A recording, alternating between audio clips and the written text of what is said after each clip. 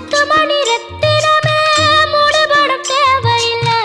முப்பொழுதும் முந்தையவே இருந்திட விரும்புகிறேன் ஆழக்கடல் நீ கிடந்து அரசாள வந்தவனே அதுபோல என் மனசில் குடியேற வாருமையா சம்ஹார நேரத்தில்